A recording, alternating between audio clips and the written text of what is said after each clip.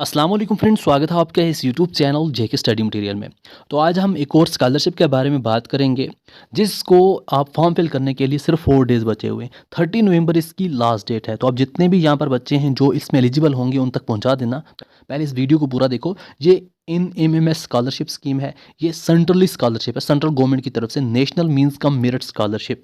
तो यहाँ पर स्टूडेंट्स को 48,000 मिलता है गवर्नमेंट ऑफ इंडिया की तरफ से। अब इसमें हम बताएंगे कौन स्टूडेंट्स एलिजिबल हैं और आपने फॉर्म कैसे फिल करना है। ये सब चीज़ें यहाँ मैं आपको डिस्कस करूँगा। आपने अभी ये वीडियो देखना है एंड कल ही इस फॉर्म को सबमिट कर देना और बाकी का प्रोसेस पूरा कंप्लीट करना है, क्योंकि सिर्फ 4 डेज़ ही बचे हैं। 30 नवंबर से पहले पहले आपने ये फॉर्म फिल करना है। ये जो स्कॉलरशिप स्कीम है ये गवर्नमेंट ऑफ इंडिया की तरफ से है। बिल्कुल रियल यहाँ पर स्कॉलरशिप है। जो स्टूडेंट इसमें सेलेक्ट हो जाते हैं उनको रियल में ये पैसा मिलता ही मिलता है, 100% श्योर। और ये जो स्कॉलरशिप स्कीम है ये पूरे इंडिया के लिए है और हर स्टेट से अलग अलग बच्चे चूज़ किए जाते हैं। हर स्टेट का अलग अलग कोटा होता है। तो मैं आपको यहाँ पर बताऊँगा जम्मू एंड कश्मीर के लिए टोटल कितने स्टूडेंट्स को सिलेक्ट किया जाएगा। एंड और ये जो स्कॉलरशिप स्कीम है ये हर बोर्ड जो है उसको अपनी वेबसाइट पर भी डालना होता है। इवन कि जेके बोस ने भी अपनी वेबसाइट पर इसको डाला था। जैसा कि यहाँ पर आप देख सकते हैं, इस स्कॉलरशिप के बारे में डिटेल में जेके बोस ने भी अपलोड किया था कि स्टूडेंट जल्दी जल्दी ये फॉर्म फिल करें। तो इस स्कॉलरशिप स्कीम इसको बोलते हैं सेंट्रल सेक्टर स्कीम, क्योंकि सेंट्रल गवर्नमेंट की तरफ से होती है, पूरे इंडिया के लिए होता है। अब मैं आपको ये भी बताऊंगा जम्मू एंड कश्मीर से टोटल कितने स्टूडेंट्स को सिलेक्ट किया जाएगा। National means cum merit scholarship scheme.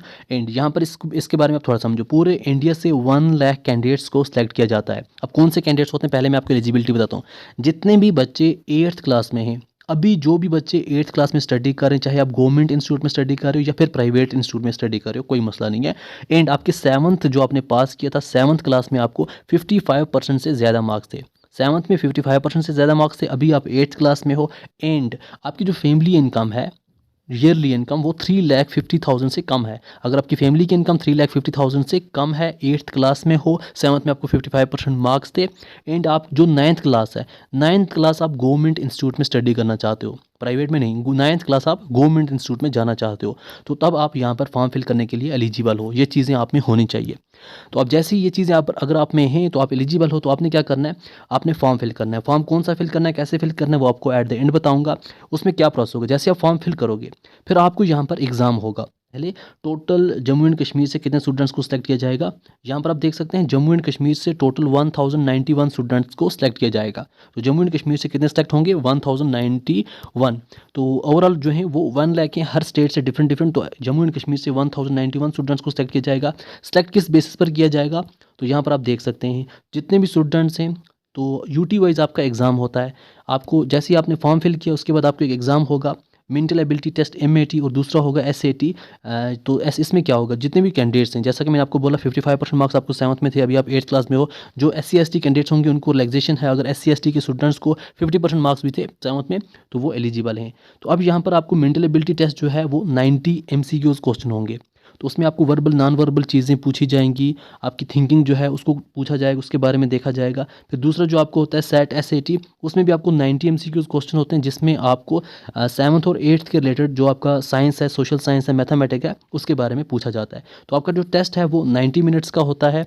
तो फिर आपका यहाँ पर रिजल्ट आ जाता है। उस रिजल्ट में जितने भी टॉप 1091 स्टूडेंट सेलेक्ट होते हैं, फिर उनको उनको क्या, अब जैसे ही स्टूडेंट सेलेक्ट हो जाएंगे, जो भी स्टूडेंट सेलेक्ट होंगे तो उनको मिलेंगे, क्योंकि वो 9th में पहुंच गए होंगे नेक्स्ट ईयर, तो उनको मिलेंगे 12,000।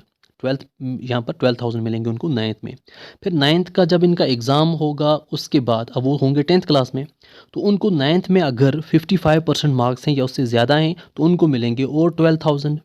फिर जब वो यहाँ पर 10th का एग्ज़ाम देंगे होंगे उसके बाद 11th में, 10th का एग्ज़ाम के बाद जब वो 11th में होंगे तो उनको अगर 10th में 60% मार्क्स हैं, 60% मार्क्स हैं या उससे ज़्यादा हैं, तब उनको मिलेंगे 12,000। फिर वो जब 11th का एग्ज़ाम देंगे तो तब वो होंगे 12th में। 11th के एग्ज़ाम के बाद जब वो 12th में होंगे तो 11th के एग्ज़ाम में अगर उनको 55% मार्क्स हैं या उससे ज़्यादा हैं तब उनको और मिलेंगे 12,000। तो टोटल आप देख सकते हैं ये बन जाते हैं 48,000। तो आपको यहाँ पर इन्हीं मार्क्स के हिसाब से नेक्स्ट आगे भी स्कॉलरशिप कंटिन्यू मिलती रहेगी। तो ये आपको 9th से लेकर 12th तक कंटिन्यू स्कॉलरशिप मिलती रहेगी, 12,000। तो टोटल आपको मिलेगा 48,000। अब इसके लिए आपने अप्लाई कैसे करना है, तो अप्लाई करने के लिए आपको ये जो गवर्नमेंट की स्कॉलरशिप स्कीम है उसमें आना है, scholarship.gov.in। तो जैसे आप यहाँ पर आओगे आपने करना है न्यू रजिस्ट्रेशन। न्यू रजिस्ट्रेशन आप जैसे ही करोगे तो उसके बाद आपने यहाँ पर आकर अंडरटेकिंग ये दोनों टिक करनी है। तो उसके बाद आपने कंटिन्यू पे क्लिक करना है। कंटिन्यू पे क्लिक करते ही अगर आपके पास आधार है तो ये करना, अगर आधार नहीं है ईआईडी है तो ये करना, अगर दोनों नहीं है तो ये करना है। फिर अपना मोबाइल नंबर, आपको ओटीपी आएगा, ओटीपी लगाते ही कैप्चा वगैरह डालना है, वेरीफाई करना है। तो ये जैसे ही आपका कंप्लीट हो जाएगा फिर आपने बेसिक डिटेल डालनी है। बेसिक डिटेल डालते ही आपको एनएसपी स्कॉलरशिप की आईडी मिल जाएगी एंड पासवर्ड मिल जाएगा। फिर आपने एनएसपी में जाना है, यहाँ पर फ्रेश अपनी एप्लीकेशन आईडी वो डालनी है, पासवर्ड डालना है, कैप्चा डालना है। फिर आपने अपनी पूरी डिटेल डालनी है। तो पूरी डिटेल डालते ही आपने वहाँ पर जो आपकी प्री मैट्रिक स्कॉलरशिप है उसके लिए अप्लाई करना है। पोस्ट मैट्रिक नहीं करना है, प्री मैट्रिक करना है। फिर आपको एट द एंड आएगा सेंट्रल स्कॉलरशिप स्कीम, उसके हिसाब से आप आगे जाके इसको सबमिट कर सकते हो। वो फॉर्म जब आपको पूरा फॉर्म मिलेगा उस फॉर्म को आप अपने इंस्टीट्यूट में जाओगे, वहाँ पर वेरीफाई करवाओगे। ये चीज़ें आपने 30 नवंबर से पहले पहले करनी है। तो जैसे अपने इंस्टीट्यूट में जाके उसको वेरीफाई करवाओगे तो फिर उसके बाद आपका ये जो यहाँ से वेरीफाई हो जाएगा। फिर जैसे ही फॉर्म आपका वेरीफाई हुआ फिर आपका यहाँ पर एग्ज़ाम होगा, जो मैंने आपको बोला। एग्ज़ाम में जैसे अगर आप पास आउट हुए, आपकी सिलेक्शन होगी तो आपको फिर ईयरली 12,000 मिलता रहेगा।